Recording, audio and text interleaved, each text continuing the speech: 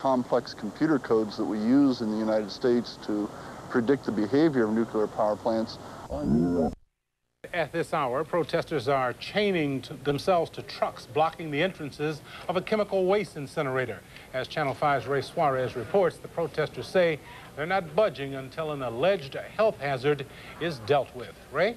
Well, they've been here all morning since about 9 o'clock this morning, and though they are on Waste Management Company property, the company has not moved to forcibly remove them from the company gates. Now, here's, you can see the front gate, a truck parked in front of it. There's room for a passenger automobile to get into this plant, but not room to bring in one of the large semi-trailers that carry the hazardous waste into this facility on 117th and Stony Island Avenue.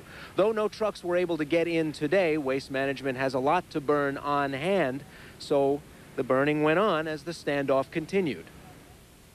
When you know this is a hazardous waste incinerator, you might shrink back from the sight of these billowing plumes from the smokestack. But this is mostly steam pouring into the crisp winter air. Beyond that, Waste Management and Greenpeace don't agree on much about this incinerator.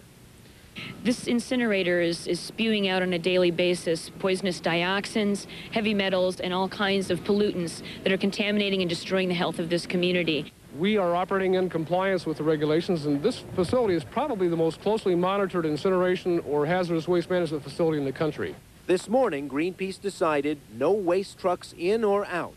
The protesters rolled their trucks in front of the plant gates, handcuffed themselves to the driver's seats and underneath the vehicles as well. We're handcuffed together through a pipe over the axle. So if they tried to move the truck, you'd be dragged? Way they're going to be able to do that. Charlie CRAY is a full-time organizer for Greenpeace. He says he's ready to stay until the plant is closed. So's HAZEL Johnson, the environmental organizer from nearby Altgeld Gardens. I think we have accomplished something today, something that the Illinois EPA haven't did in 10 years. We shutting the plant down, no trucks coming in for delivery for that day. And you're looking at a live picture of Charlie CRAY beneath a truck waiting for a compromise, I guess, in this standoff. Throughout the day, trucks trying to make deliveries to this incinerator were stopped at the gates, unable to pass the Greenpeace trucks in the blockade, so they left. But I must tell you that this plant has up to 90 days storage capacity, so even if the blockaders stay in place for over a month, there's plenty on hand inside to burn. Perfumes, paints, PCBs, sort of the chemical mistakes of America's factories.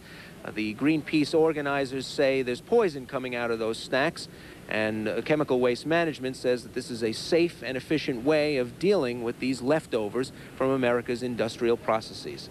I'll have more at 5. Warner and Allison. Thank you, Ray. That is certainly putting your body where your mouth is, huh? You could say that again.